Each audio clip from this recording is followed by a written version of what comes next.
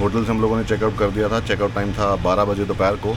ये जो स्टॉप है रेड लाइट है, वहाँ पे रुक जाती है, लोग यहीं से बैठ जाते हैं।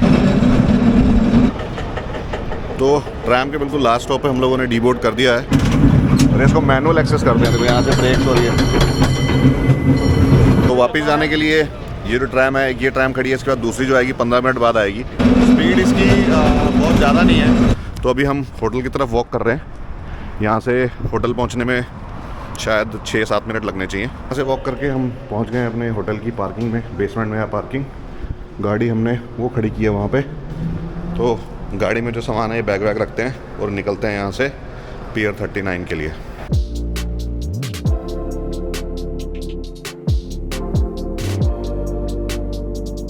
तो जी होटल से निकले थे, अब हम पियर 39 के पास आ गए हैं। तो यहाँ पे पार्किंग, स्ट्रीट पार्किंग बहुत सारी है। तो ये हमने गाड़ी खड़ी करी है। स्ट्रीट पार्किंग का जो अभी यहाँ पे प्राइस है, तो ये मैंने अपनी गाड़ी की लाइसेंस प्लेट डाल के डाला है। तो अभी जो प्राइस है 4 मिनट के लिए 25 सेंट चार्ज कर रहा है। तो मैं बढ़ाता हूँ टाइम, 2 घंटे के लिए ले लें पार्किंग। तो 2 घंटे की अगर मैं पार्किंग ऐड करता हूँ तो ये टोटल मेरे से चार्ज करेगा $7.5। हमारी पार्किंग 2:45 बजे ख़त्म हो जाएगी, तो उससे पहले तो हम लोग आ ही जाएंगे एनीवेज। इतना बढ़िया हो गया है। तो ये हमारी पार्किंग आ गई है, ये पार्किंग रिसीट। तो हमारी पार्किंग 2:45 बजे तक है। अभी 2 घंटे की मिल गई, अभी 2:45 ही हुआ है। और मैं हूँ पियर 39 पे। ये पियर 39 है। यहाँ से हम वॉक करके जाएंगे वो जहाँ पे वो अभी आपको बोर्ड दिख रही है ना, उसके पास बहुत सारी सील्स बैठी हुई हैं। तो वहाँ चलते हैं और वहाँ से उन सील्स को देखेंगे। और ये जो पूरा एरिया आपको दिख रहा है ये पियर 39 है, इसको भी एक्सप्लोर करते हैं। इसी को एक्सप्लोर करने हम आए हैं, क्योंकि कल जब हम आए थे तो कल ये हमारा एरिया रह गया था। हम हॉप ऑन हॉप बस करने चले गए थे और चीज़ें देखने लग गए थे। तो आज ये एरिया एक्सप्लोर करते हैं। तो ये आगे जी मेरे सामने पियर 39 की मेन एंट्रेंस। बड़ी हैपनिंग प्लेस है यार। ये सामने ही हार्ड रॉक कैफ़े है, बिल्कुल राइट साइड पे। और ये पूरा पियर 39 का ये मेन एंट्रेंस है। यहाँ पे भी ये स्टार्टिंग में मैग्नेट स्टोर भी है। मैग्नेट लेनी है, हुडीज़ लेनी है, सैन फ्रांसिस्को लिखी हुई, ये सब चीज़ें अवेलेबल हैं। और ऊपर रेस्टोरेंट्स भी हैं इसके ऊपर। और नीचे देखो अभी कितना क्राउड है यहाँ पे सुबह सुबह।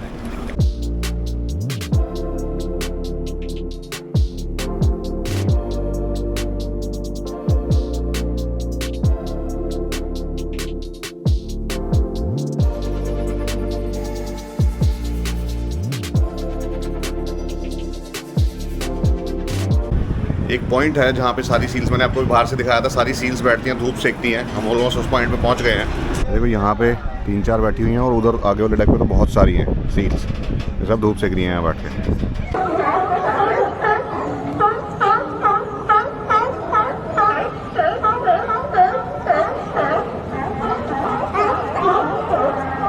ये देखो यहाँ पे यार कितनी सारी सील बैठी हुई हैं।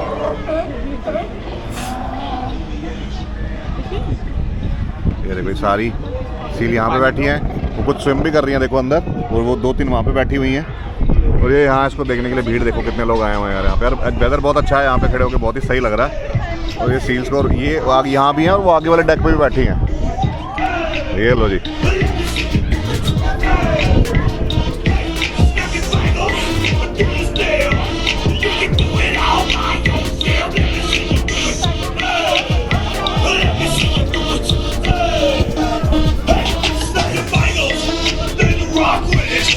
पूरा स्कूटर पे स्पीकर लगा रखा भाई।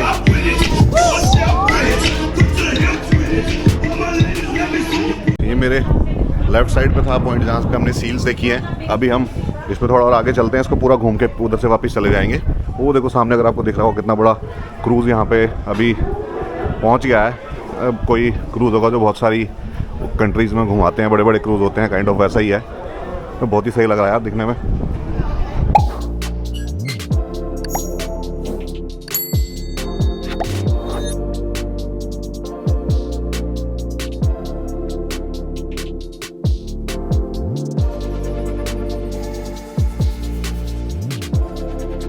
पियर 39 जो पियर है ये इनका मोस्ट आइकॉनिक और मोस्ट फेमस पियर है 39, जिस पे आप शॉपिंग कर सकते हो और सी लायंस को देख सकते हो, और एक्टिविटीज़ करने के लिए भी बहुत कुछ है, क्राउजल्स हैं और खाने पीने के बहुत सारे रेस्टोरेंट्स हैं, और स्ट्रीट पार्किंग आपको ईजिली यहाँ पे मिल जाएगी, जैसे हमने गाड़ी खड़ी करी है। तो अगर आप पियर्स घूमने आ रहे हो तो पियर 39 को अपनी लिस्ट में ज़रूर रखो। इसको एक्सप्लोर जरूर करो, बहुत हैपनिंग है, आपको बहुत मज़ा आएगा यहाँ पे आके। देखो रेस्टोरेंट है, सिटिंग है, सब लोग बैठ के यहाँ पे खाना एंजॉय कर रहे हैं अपना। और ये यहाँ पे सोडो बहुत फेमस है यहाँ का, और अगर आप आओ ये ज़रूर खाना। ये ऐसा दिखता है कुछ सोडो। इसमें अंदर जो इनके डो हैं, जो ब्रेड हैं, वो इन्होंने किसके शेप के बनाए मैं आपको दिखाता हूँ। जो देखो एलिगेटर और डिफरेंट शेप्स के सारे ब्रेड बने, आप कैसा भी ले सकते हो। बनी भी है। ये हैलापिनो चेडार रोल, ये $5 का। Thank you thank you. ये टोटल था $4.99, टैक्स लगा के पड़ा है $5। ये यहाँ की बहुत फेमस है। हाँ बहुत फेमस है यहाँ की। बॉर्डिन सोडा। बॉर्डिन सोडा। कल हमने इसकी कॉफ़ी और वो क्रोसन खाया था। तो अंदर से ऐसा है।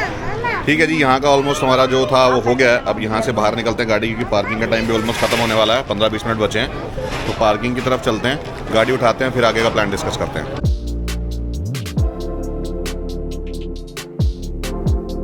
मेरे पीछे आपको दिख रहे हैं पियर 39 के फ्लैग्स। पियर 39 को बाय बाय बोलने का टाइम आ गया। अब यहाँ से रोड क्रॉस करके वो सामने से स्ट्रीट से हमारी पार्किंग वहाँ पे लगी हुई है गाड़ी। आज चलते हैं।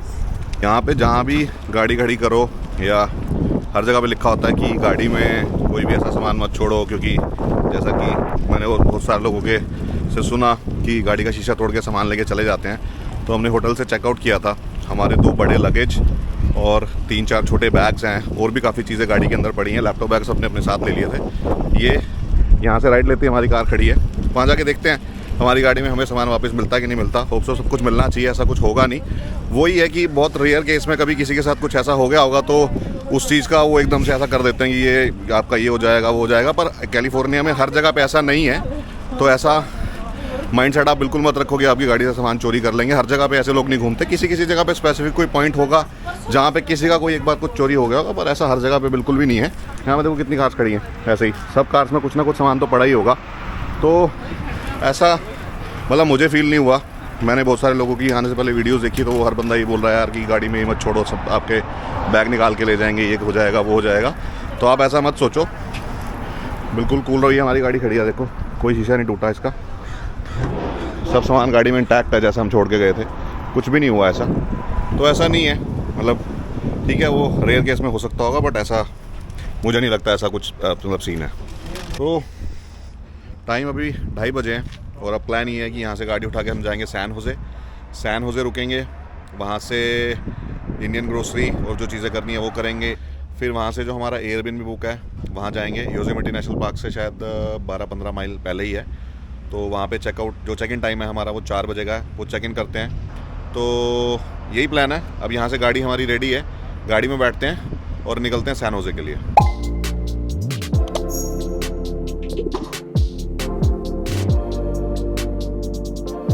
जाने के लिए हम लोग जिस हाईवे पे चल रहे हैं वो है हाईवे 101 साउथ।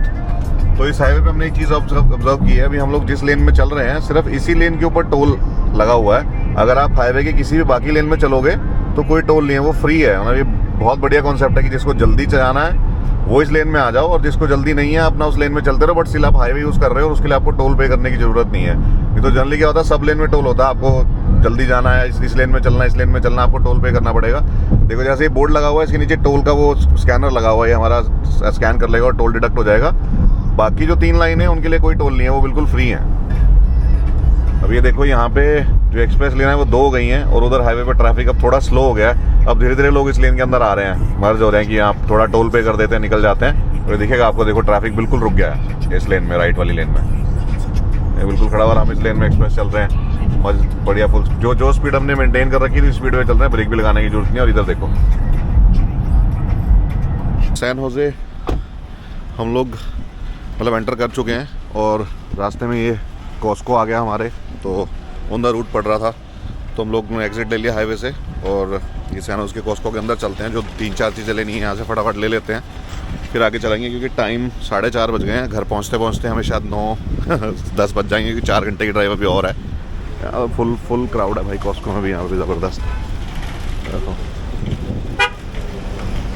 कॉस्को में कहीं के भी किसी भी टाइम चले जाओ, हमेशा मार होती है पार्किंग के लिए। अभी यहाँ से हम गाड़ी में गैस भी डलवाएंगे, गाड़ी का यहाँ पे गैस का रेट देखते हैं क्या है, क्योंकि बाहर तो $5.5-6 पर गैलन का रेट चल रहा है इस जगह पे। चलो यहाँ पे 4-4.5 होना चाहिए, देखते हैं वो मैं आपको बताऊँगा कितना है। ये है जी कॉस्को की एंट्रेंस।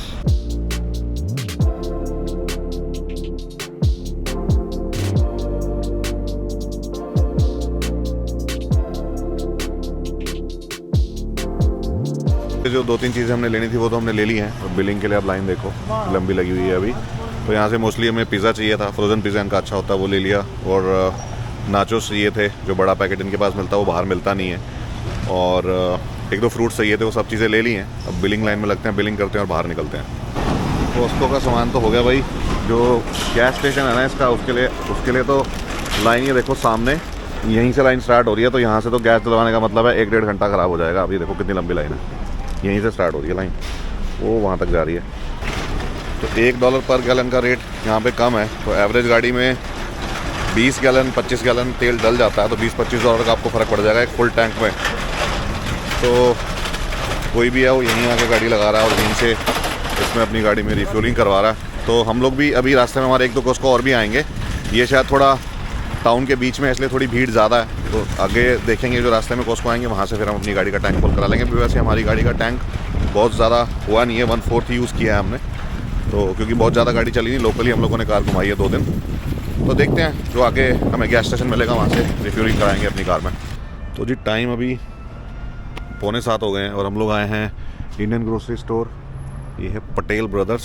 तो यहाँ से जो अपने को सामान चाहिए वो थोड़ी बहुत चीज़ें यहाँ से ले लेते हैं। और यहाँ से जो हमारा एयरबिनबी है वो है अराउंड 2.5 घंटे की ड्राइव पे, 2.5-3 घंटे लग जाएंगे। थोड़ा रास्ता थोड़ा माउंटेन्स वाला रास्ता, तो शायद 15-20 मिनट आधा घंटा ज़्यादा भी लग जाए। तो शायद 10-10:30 तक ही वहाँ पहुँचेंगे। अभी अंदर चलते हैं, जो शॉपिंग करनी है वो करते हैं और फिर फटाफट यहाँ से निकलते हैं।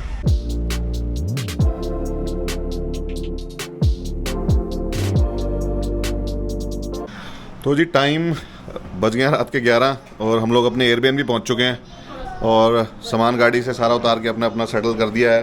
तो पूरे एयरबीएनबी का टूर मैं आपको एक बार सुबह दे दूंगा, क्या एयरबीएनबी है, किस लोकेशन पर, क्योंकि रात को बहुत अंधेरा है, अभी कुछ भी समझ में नहीं आएगा क्या है।